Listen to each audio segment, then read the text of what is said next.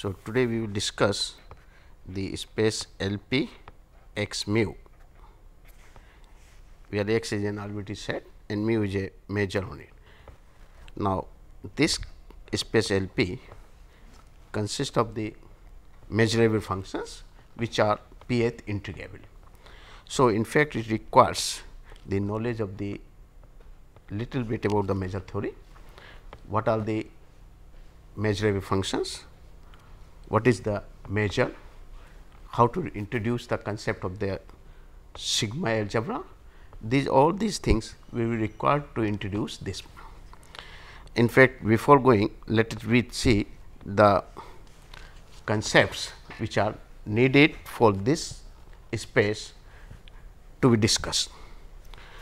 The first concept which we wanted to introduce is the Lebesgue measure, Lebesgue outer measure and Lebesgue measure. Lebesgue outer measure. Now, here we will deal all the sets, whatever we deal, they lie in a real line, or they are the part of the real line or real line. So, when we say the interval a b, whether it is a semi closed interval or closed interval or maybe half closed and open interval like this, then the length of the interval is nothing but the difference between b minus a. Now, if the set A is the set of points on the real line, but they are scattered point, say this is real line or points are somewhere here like this. So, collection of these points is suppose A. We wanted to know the corresponding length of this or the measure of this set A. So, the idea of the measure is the generalization of the concept of the length of an interval, whether it is open, closed or semi closed interval. So, in order to get the measure of the set A, we introduce first the concept of the Lebesgue outer measure, and then slowly we will go for the measure for this set. So, what we do is here that the outer measure, we define the Lebesgue outer measure of a set H follows the Lebesgue outer measure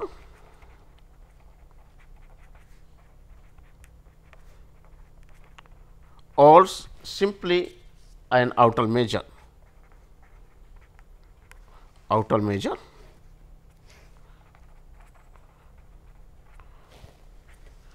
of a set A, of a set say A, which is a part of a real line. Set A is defined as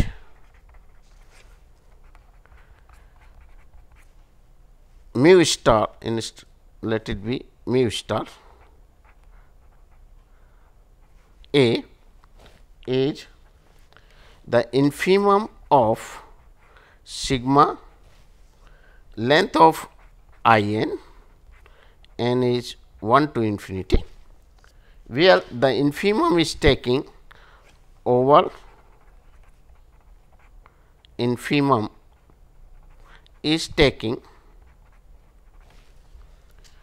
over all finite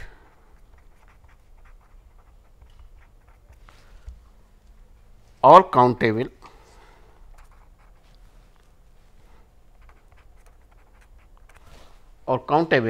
collections of intervals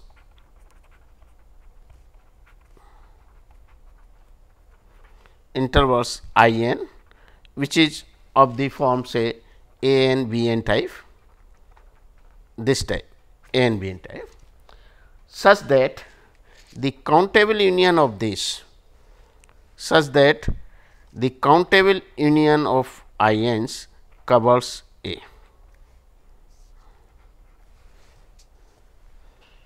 such that countable union of this one covers A. Okay. So, what we do is we are enclosing the points of the set A by means of the intervals I 1, I 2, I n and so on, finding out the length of these intervals, taking the sum, then change the length of intervals again I 1, I 2 is replaced by I 1 days, I 2 days, etcetera, and again find out the sum of the length of this, choose the infimum value where infimum is taken over all such possible intervals. Then if this infimum exists, we say it is the outer measure of the set A. Okay. Now, this outer measure satisfies the following conditions. The result is, or theorem, the outer measure m is mu star of A will always be non-negative. The outer measure of an empty set is 0. Outer measure of a set A is less than equal to outer measure of a set B if A is contained in B. This always be satisfied. Now, this outer measure is not a additive function. In fact, it is a sub-additive function. The outer measure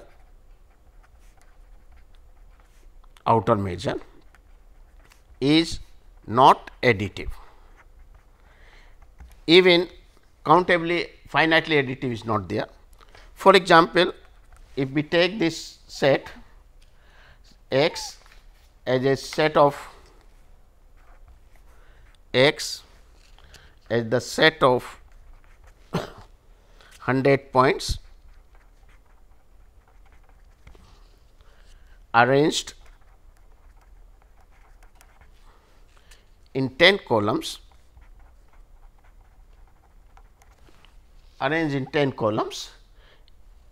such that each column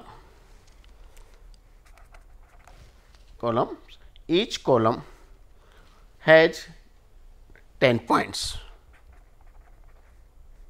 Each column has 10 points.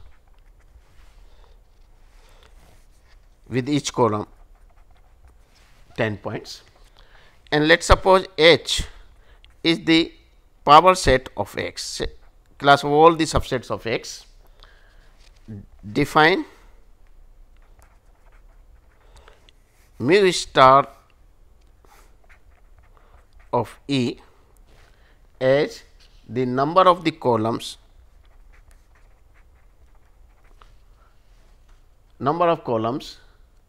which contains at least one point of E, which contain at least one point of E, where E is an element of H. Okay. E is an element of H. Now, this mu star E clearly satisfy this condition, mu star A is greater than equal to 0, mu star phi will be 0, mu star A is contained in mu star B and so on. So, this is an outer, this satisfy the all the three conditions, but we claim that mu star is not finitely additive function, because if we choose the two sets E 1 and E 2, let E 1 is suppose x 1, x 2, x 3, x 4, E 2 is suppose this is, suppose these are the 10 columns. Okay. So, E 1 element lying here x 1, x 2, x 3, say x 4, and E 2 is suppose x 5, x 6, x 7, where the x 5 is here, x 6 is here, x 7 is somewhere here, okay, and x8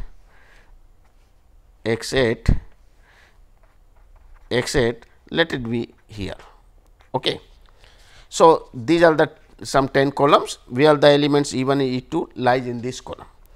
Now if we take the mu star of E1, then mu star of E1 has occupied basically 3 column 1, 2 and 3, because x1, x2, x3, x4 lies in 3 columns. So this is 3.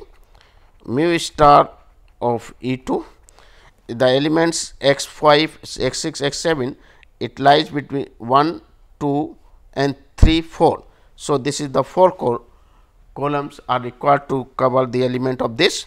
If I take the E1 union E2, then what we get is E1 union E2 is x1, x2, x3, x4, x5, x6, x7, x8, and the intersection is empty, because the x1, x2, xn they are different elements. These are all different. Xi is not equal to xj. So if we take this, then E1 intersection E2 is empty. They are disjoints, and E1 union E2 requires 1, 2, 3, 4 and 5 columns. So measure of this, outer measure of this is E1 intersection this is 0, while the E1 union E2 is 5, which is not equal to the mu star of E1 plus mu star of E2. Rather than it is strictly less than, this value. So in spite of the E1, E2 are disjoint, the mu star of E1 union E2 is not equal to the mu star E1 plus mu star E2. This shows that mu star is not finitely additive function. So though we have introduced the concept of the outer measure, which is the Lebesgue outer measure, but this has a drawback that this is not a additive function. So what we are interested in identifying those elements of X, those outer measures and Lebesgue measurable functions, which decompose the each set in such that outer measure becomes additive, and those sets we call it to be a measurable sets. So we define the measurable set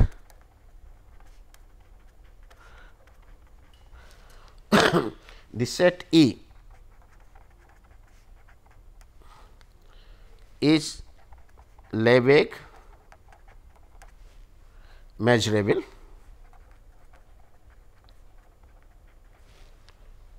or simply a measurable set,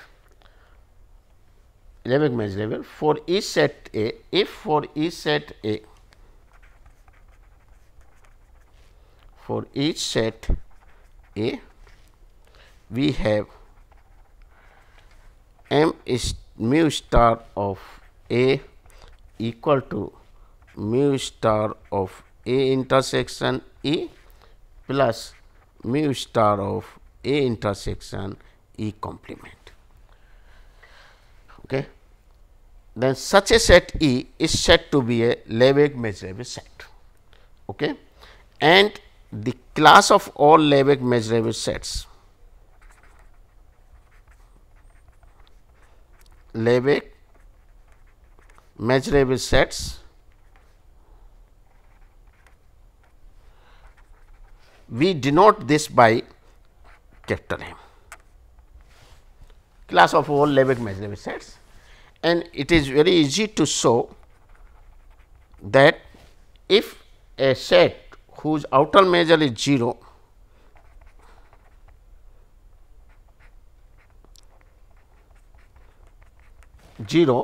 then this set E is Lebesgue measurable sets, and this class of Lebesgue measurable sets forms a sigma algebra. The class M forms sigma algebra. What is the meaning of sigma algebra? We define the sigma algebra as a class of subsets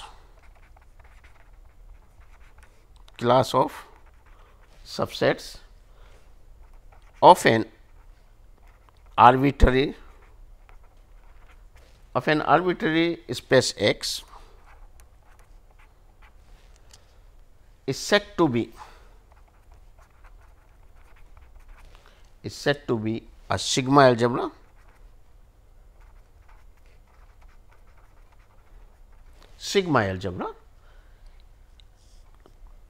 if X belongs to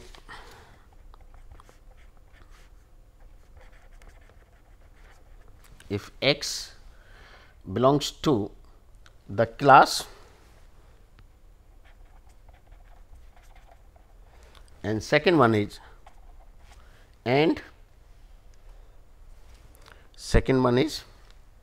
if X belongs to the class and the class is closed under the formation of countable union and of complement, and the class is closed under the formation of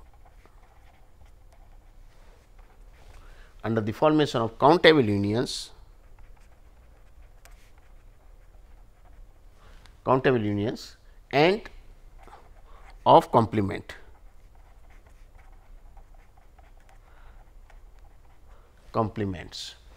That is the meaning is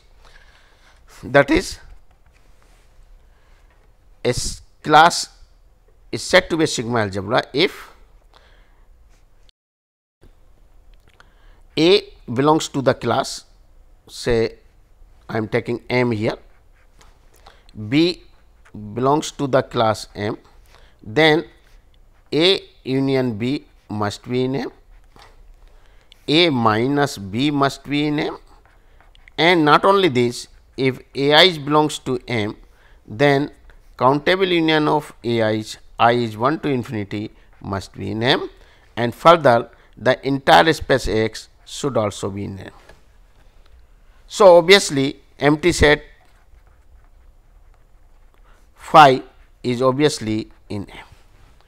Now, it is easy to verify that empty sets, they are Lebesgue measurable sets, X is also Lebesgue measurable sets, okay. And if A, B are there, then A union B will be A minus B will be available in Lebesgue measurable sets and countable. So, Lebesgue measurable set, class of Lebesgue measurable set M is basically a sigma algebra. So, it is easy to verify. I am just I am not giving the complete proof. It is easy to verify that the class M of all Lebesgue measurable sets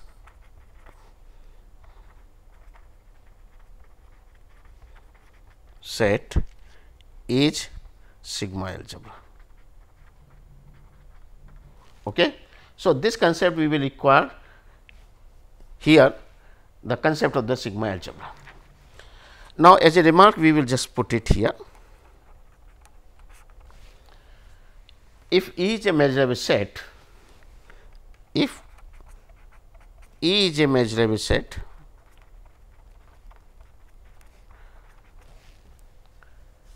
then we write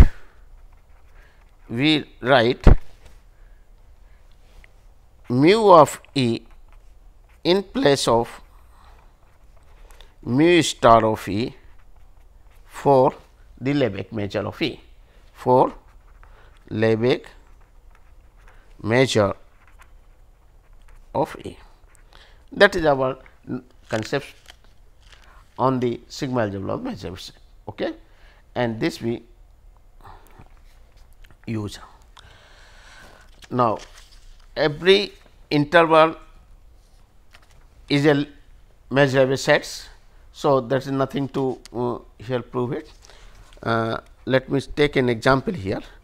Suppose we consider the class X as a class of finite union of the interval of the form semi-closed interval A I B I. If we consider the class of finite union of A I B I, then it can be shown that it forms a sigma algebra. All these properties will be satisfied, and of course, mu of A I B I, that is the measure, we can write as B I minus A I. So, this is example we can get it and shown this forms the Lebesgue measurable, the algebra, sigma algebra of these sets. Now, there is another concept which we need it now, the concept of the measurable functions.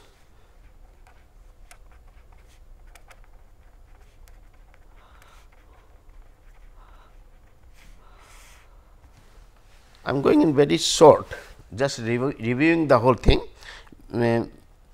because this is a separate discipline, okay, measure theory, where you will see in detail, but this terminology we will use in establishing capital LP as a Banach space, as a norm space. So, to show this one, we require these concepts of measurable function, integration of the pth integrable functions, and like this. Okay. So, that is why we require this. The measurable functions, let us introduce this measurable function as, let f be an extended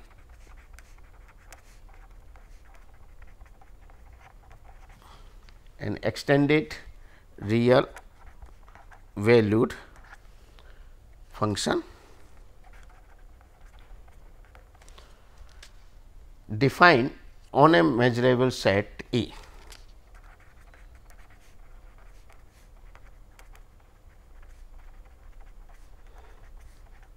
Measurable set E.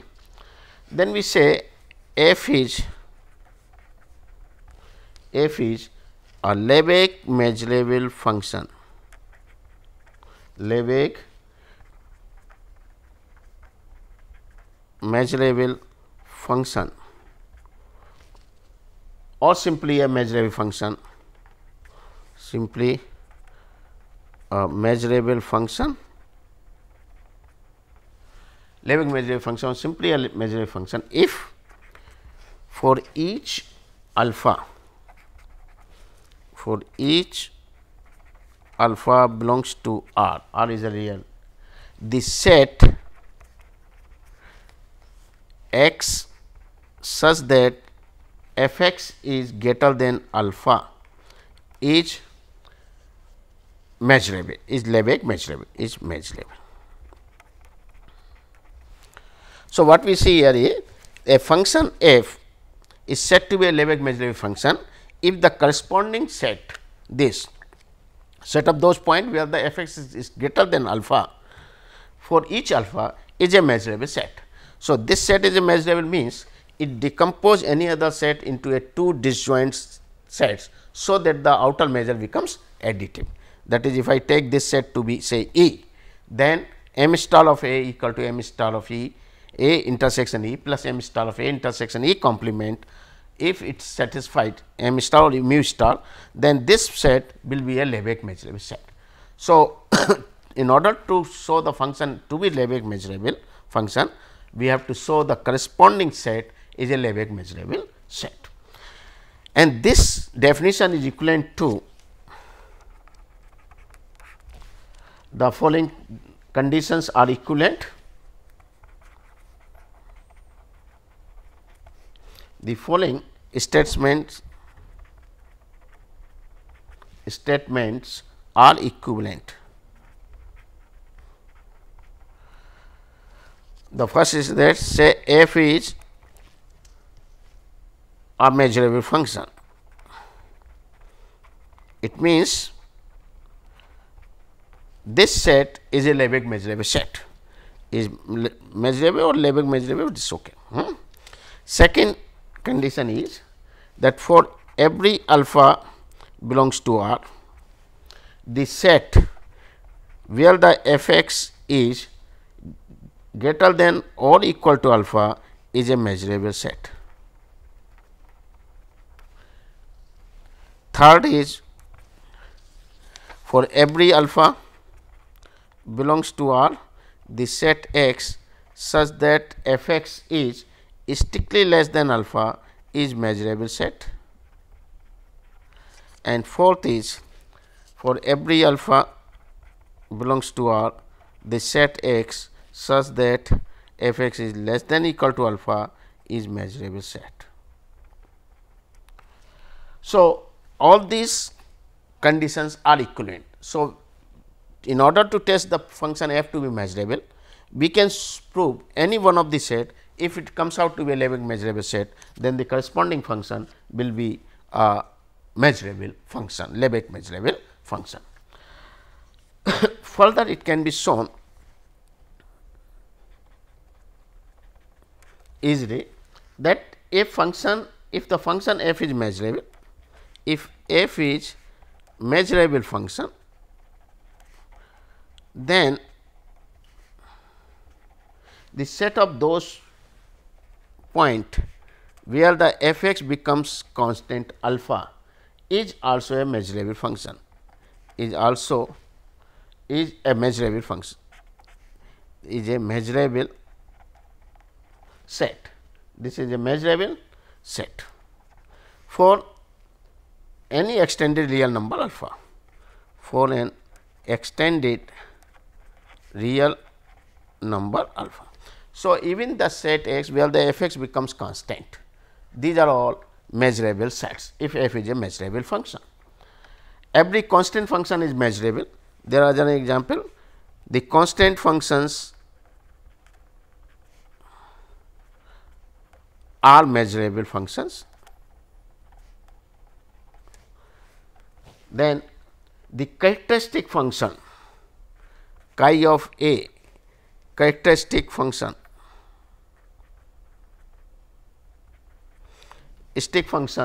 characteristic function of a set A is measurable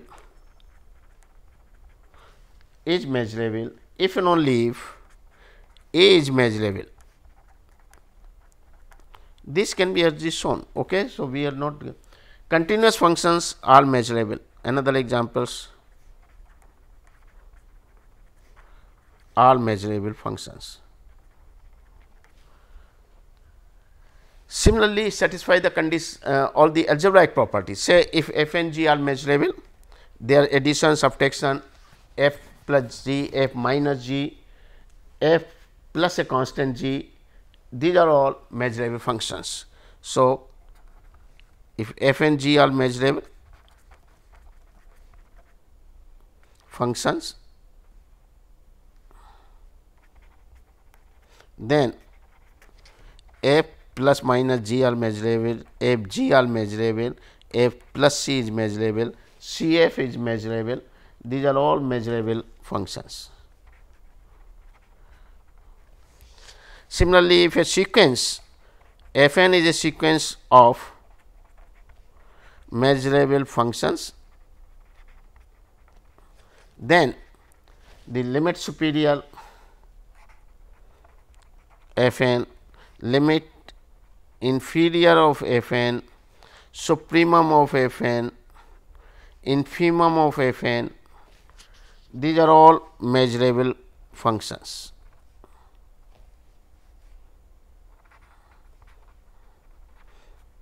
So, class of measurable functions is a very weak class, and we wanted to make use of this class and introduce the concept of our LP space over this class. So, that is the then another concept which we need is almost everywhere. If a property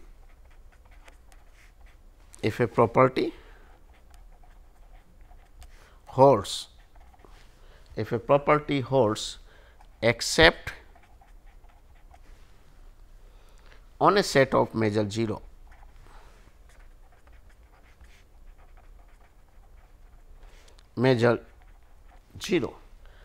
then we say that it holds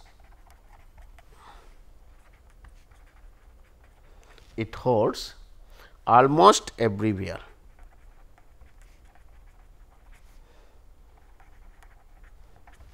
And we use the abbreviation A dot A. almost everywhere. Now, the result, one result we will make use. The result is, let f be a measurable function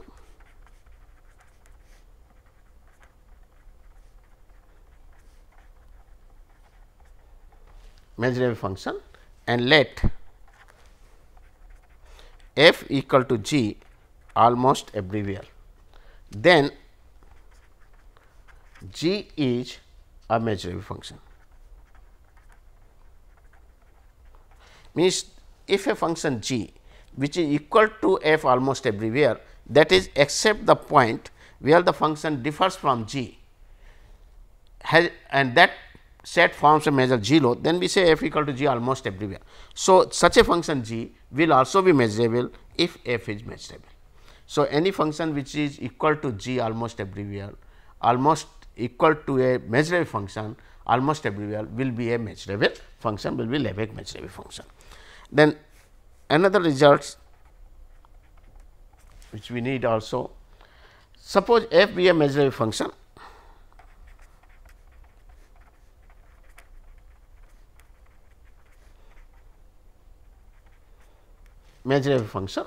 then the positive part of f, which we denoted by f plus, and it is the value f x and 0, and the negative part of this, which is denoted as maximum of minus f x comma 0, then the positive and negative part, of f, this is the negative part of f. Both are measurable function.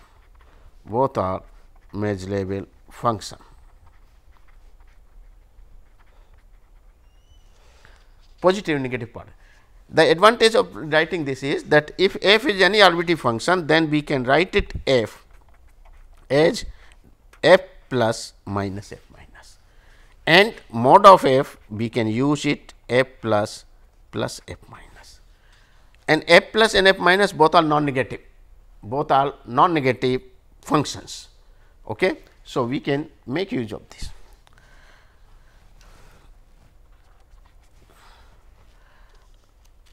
The another concept is essential supremum.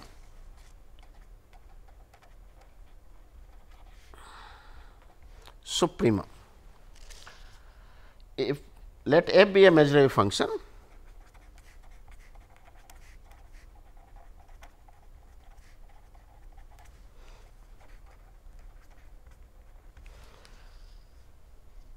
then the infimum of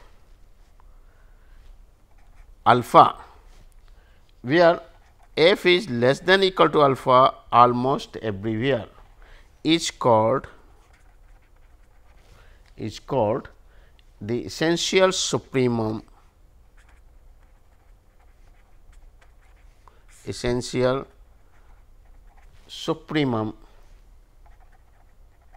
of f, and we denote this by and is denoted by essential supremum of f, like this. Okay.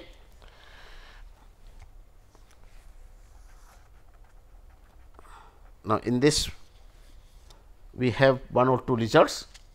The first result is, for any measurable function f will always be less than equal to essential supremum of f almost everywhere. This holds for any measurable function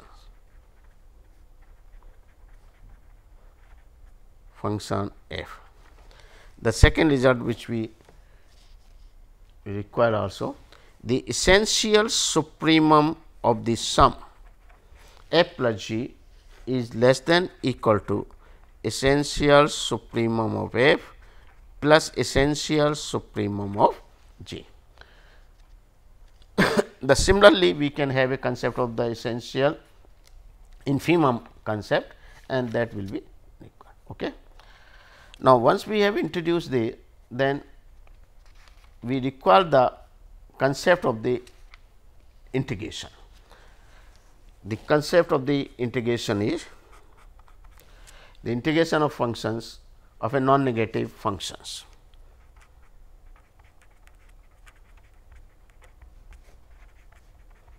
Non-negative functions in very level. So, here first we will see the simple function.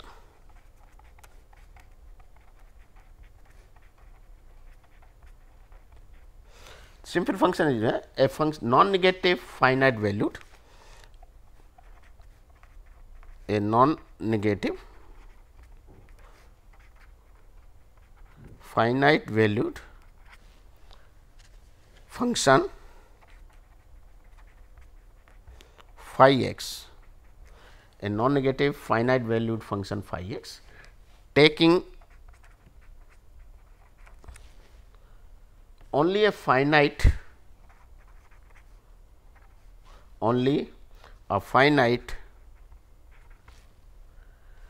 number of different values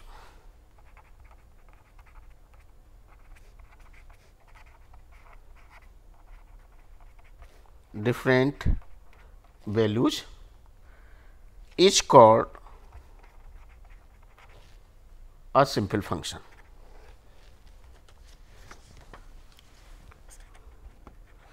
Simple function is called a simple function. For example, a characteristic function chi. The chi of A has a value 0 and 1 only if x does not belongs to A, and when x belongs to A, the value is 1. So, such a function is a simple function, because it has only the finite number of values, that is only 2 values is having 0 and 1. Okay. So, in general, if suppose a 1, a 2, a n, these are the values are the values are the distinct values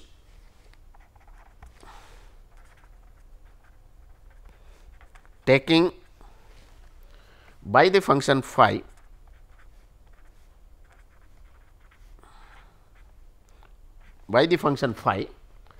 and suppose a I is the set of those points where the phi attains the values small a I. That is, we are separating out the point where the phi x attains the value a I.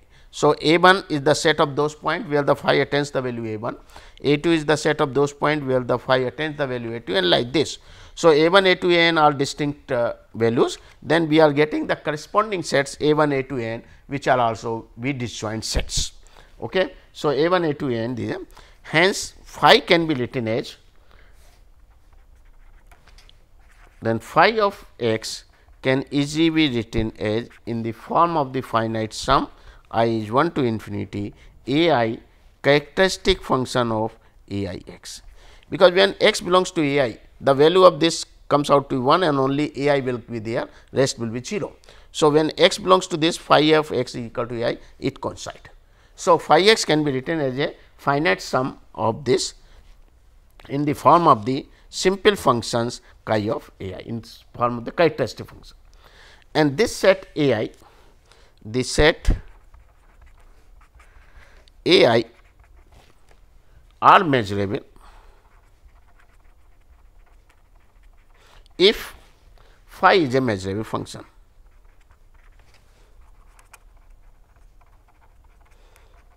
Because this, if you remember, we have already shown one result, that if phi is a measurable function, then the set of those points where phi attains the constant values will also be a measurable set.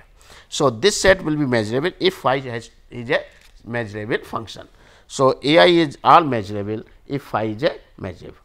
So, now we take the integration, introduce that of a simple function, integration of the simple function phi. Okay. let phi be a measurable simple function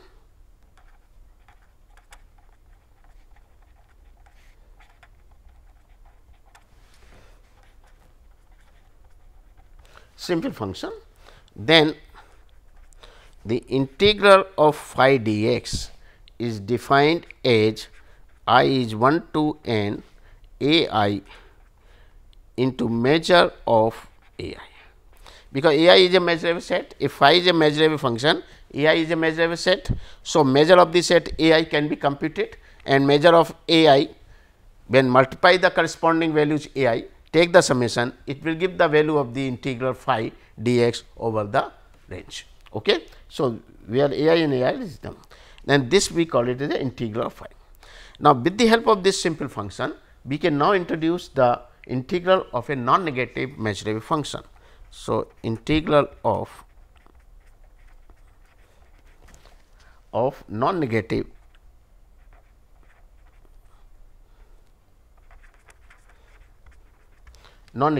measurable functions.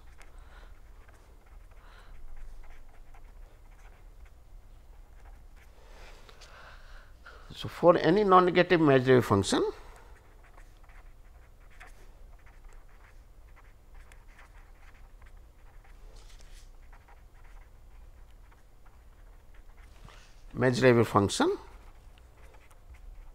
f, for any non-negative measurable function f, the integral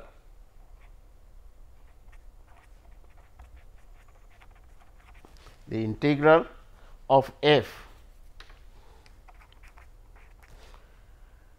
denoted as integral f dx is given by integral f dx is the supremum of integral phi dx, where the supremum is taken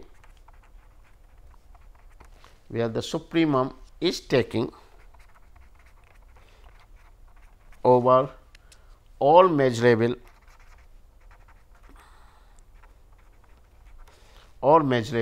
simple functions.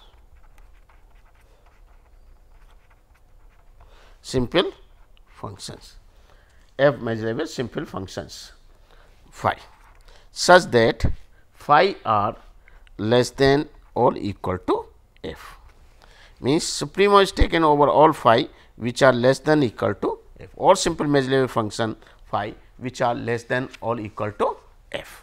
That is so, this is the way we introduce the concept of the integral, Lebesgue integral of the function f, when f is a non-negative measurable function. This we call it as a Lebesgue integral. Okay. Lebesgue integral of this. Now, if the function is defined over the set E, then for any measurable set E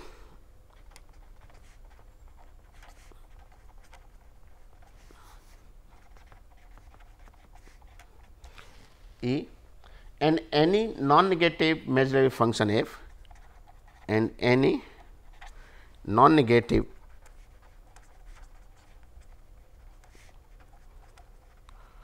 measurable function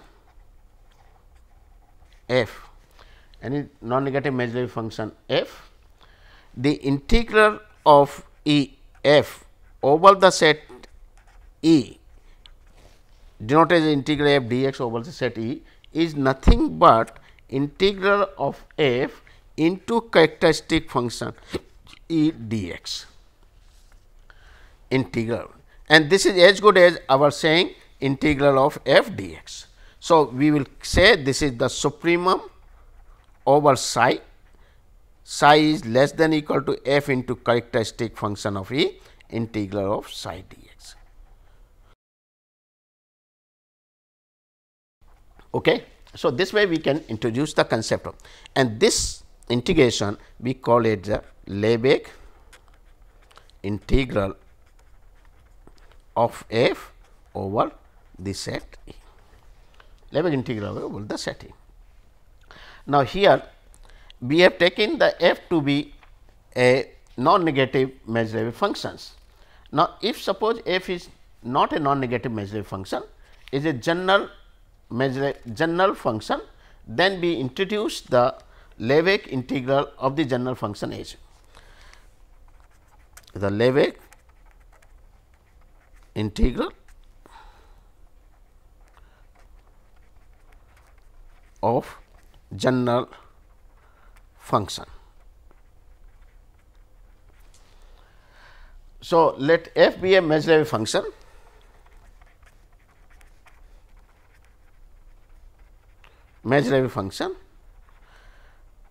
f be a measurable function need not be a non-negative, need not be non-negative, okay? Need not be a non-negative function, and if the positive part of this function is finite, negative part of this function is also finite, then we say that f is integrable, Lebesgue integrable, and the integral of f dx is integral f plus dx minus integral f minus dx. Now, both are non-negative, f plus and f minus both are non-negative. So, we can introduce this, we can write the integral f plus dx in terms of the supremum of a simple function.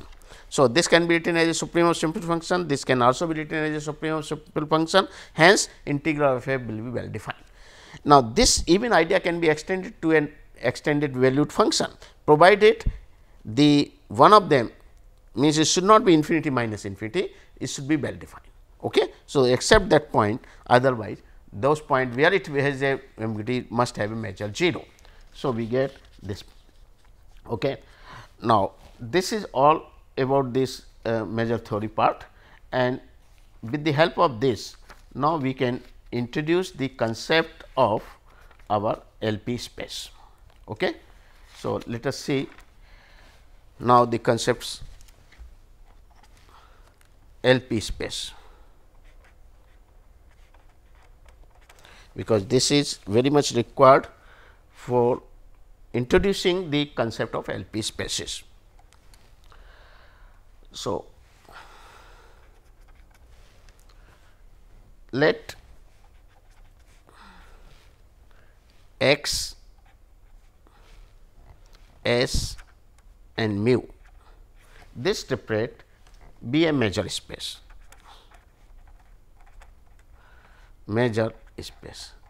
What do you mean by the measure space? That I will explain later, and p is greater than 0 and p. We define capital LP x mu or simply capital LP mu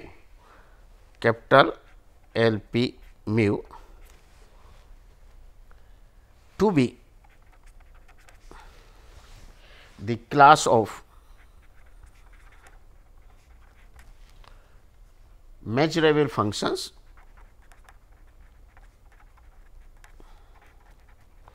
here. When we say the measurable means it is a Lebesgue measurable function. Okay. Functions f such that integral of mod f to the power p, the Lebesgue integral of mod f to the power p is finite. So, basically what we have, we are choosing those measurable functions which are pth integrable, that is the Lebesgue integral of power pth function mod f to the power p is finite, with the convention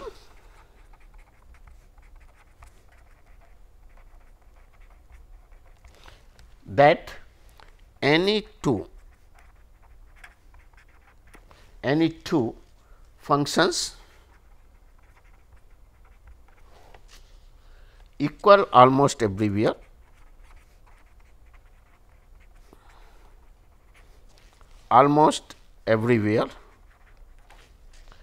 equal almost everywhere, specify the same element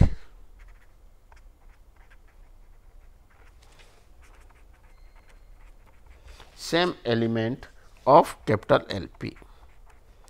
What do you mean? It means that in the class LP, we are not choosing the functions. LP is a class of functions such that in each class the elements are equal almost everywhere. Say for example, if we take the 0 element of LP mu, it means the class of those functions where f equal to 0 almost everywhere. Then such a class, the collection of this such class, we are denoting by LP. So, what we are doing is we are taking capital X as an arbitrary set, S is a sigma algebra which is generated by a power set of X, and mu is a measure on S. So, this triplet X S mu will known as the measure space.